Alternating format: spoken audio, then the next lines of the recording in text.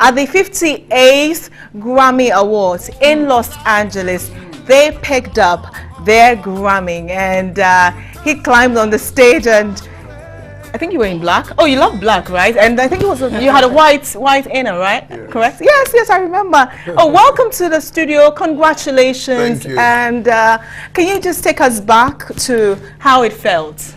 It felt blessed. It felt like just a blessing of all the hard work and being recognized. Of course, the big recognition is from our fans, you know. But to be recognized by such a fraternity of musicians, composers, and songwriters in the United States, it was a great feeling to know that my ancestors, where music comes from in Africa, has been rewarded. Absolutely, absolutely. I love that. I think I saw this Jamaican website, and they were celebrating you. They were so thrilled. Yeah. I was like, yeah, I love reggae because I told you my boss sort of explained to me what reggae meant, Yes. everything. So he made me fall in love with reggae. Yeah, so, but So that's the day you. of the award. Yeah.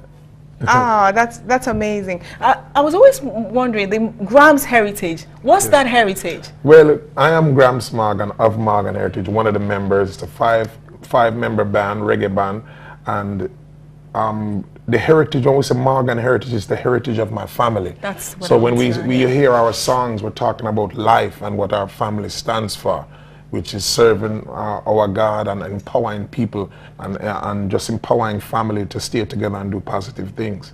Did you always know music carried this kind of weight? And was it the world you targeted when you started, or it was just, an area group? Well, I want to tell you that I was a football player in America. I played American football. No, man. Yeah, so that was my first focus until my father, that's why children, you really have to listen to your parents, Those who are blessed to have both parents in the home, you really have to focus on listening to your parents, because he saw the talent in me to say, stick to this is what you're good at. But during high school, I started lifting weights and working out, and became an athlete. Still showing. Yeah. Yes. And so eventually, he said, just focus on music. So this has been my passion for a very long time. I see. Yeah. Speaking of passion, I love your record label. It's what? Cool to be conscious. Yes. I thought that was so cool. Yes. I mean, what informed that? I was like, cool to be It's conscious. a movement that we're bringing to the world to get away from religion, because everybody has their own version of how they should praise God, and everybody has their own opinion. So we believe that in being just conscious of what you put in your body, conscious of where you go, conscious of the things that come out of your mouth, this is conscious. So we believe that is the new sense of merging spirituality and religion, that I can sit with my brother who is Islam, and I can sit with my brother who's a Christian, and we can pray together. So it's all about being conscious minded. So that's why we say cool to be conscious. Cool to be conscious. That is so cool. You've released how many albums? 10 albums. 10 albums? Yes. Fantastic. What are you working on now? I mean, what next? After the Grammys, what next? Well, our work, we've been doing a lot of work in Kenya, with the development of the United Nations and fighting against violence against women. We've been working with the United Nations. Thank you. Yes, so we're doing that work, and also we're doing some work here in myself, because individual as members of Morgan Heritage, we work on different projects. Okay. So here I am working on the OAD, the Organization of African Development, because I'm a farmer as well. I have my own food line. So I'm working on bringing that to East and West Africa, and just bringing the whole Jamaican cuisine to Africa. Hey. So look out for that and the work that I'll be doing as a ambassador. What exactly? What foods? What's the food like? Well, particular Scotch bonnet peppers. Okay. Which in Africa, I know a lot of people use chilies. Yes. But I'm trying to introduce Scotch bonnet peppers to Africa, reintroduce it, because I'm sure down the line it comes from here. Yeah.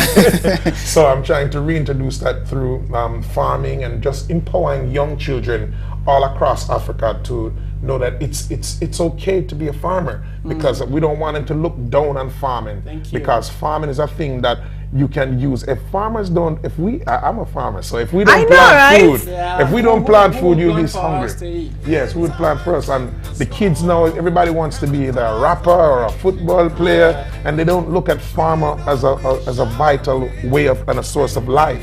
And I want to change all of that through the OAD. And clearly you've been in Africa for a few years, looking at the fact that you're working in Africa. Yes. What would you say the culture of reggae and dancehall music has been since you I think it has its positive effects and its negative effects because there's a lot of things that need to be clear up within the differences between reggae and dancehall. Explain it, clear that up. For sure, people know that reggae is a music of upliftment. It's a consciousness and tell you things. Reggae is news. That reggae is going to tell you things that you don't see on the news every day. In dancehall, it has an inner city testimony of the ghetto youths, just like in Jamaica. So kids that come out of sufferation, and big up to the kids in Nima and Ashima. Yes. You know, big up all of my fans in those two.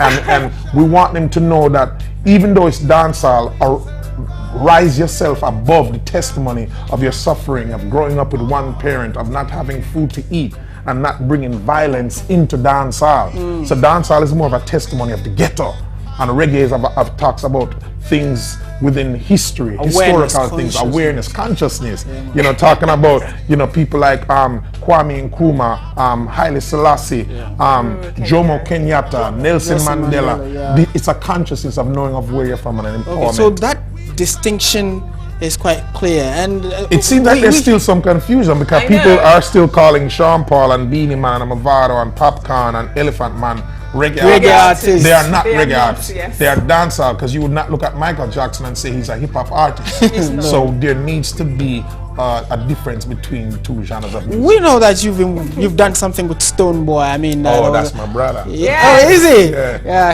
he's a toast of many Ghanaians. We really love him. You wanted to tour with him also. Why him? Why did you select Stonebwoy? Why him?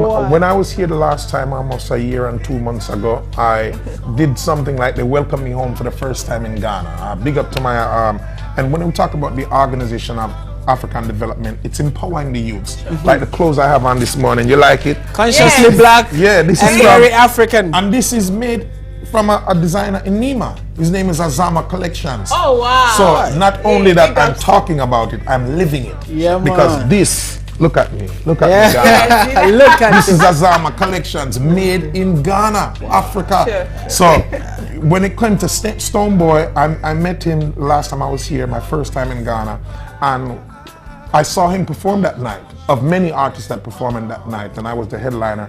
And I said, there's something about this boy. And I just like we've had Lucky Dube in South Africa, and we have all these African artists.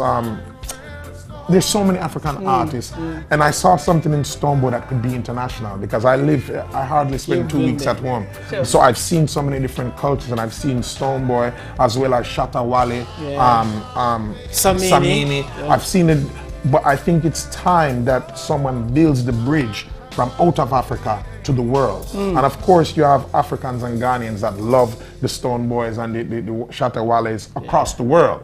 But there's a way and there's a certain amount of development that has to go into them before they are you saw presented to that the world. a year ago. A Were year you ago. surprised when he was nominated and actually won the BET? I wasn't surprised. You weren't? I wasn't surprised. It was still a surprise because you never know, you know. But when I seen him, I said, yes. That's my boy. Yes, it has begun. Well, what do you Okay. think about the fact that, I mean, you accepted your award on stage, BET International Arts Union, they give it to the backstage, and there's always a big problem. What's your thoughts on that? We don't have enough of our, as you know, there's almost 2 billion people in Africa, and enough of us are not engaged in the voting process. For example, in the Grammys in the United States, there's not enough people that people always say, why don't they announce the Reggae Grammy category on television? Because there's not enough purchasing power from that community. Okay. You don't hear reggae artists selling platinum unless they go pop. But organic reggae does not sell platinum because the people that love and adore the music do not. Because you love reggae. I love reggae, yes, but you're not a voting member of the Academy. That's true. You see, right. so it's people like you that love the music. We need to be a part of the Academy to say, okay, here's the list of artists. I want to vote for this person. So Yeah. that is the problem. Unfortunately, we We have don't have run out of time. Yes. But we want to know, why are you in Ghana again? The Organization of African Development, and I'm here to meet with my designer. Several reasons, you know, Okay. as Azama Collections, you know, we're looking to take these designs across Africa because people in Jamaica want these designs of good quality. Yeah, man. So for several reasons.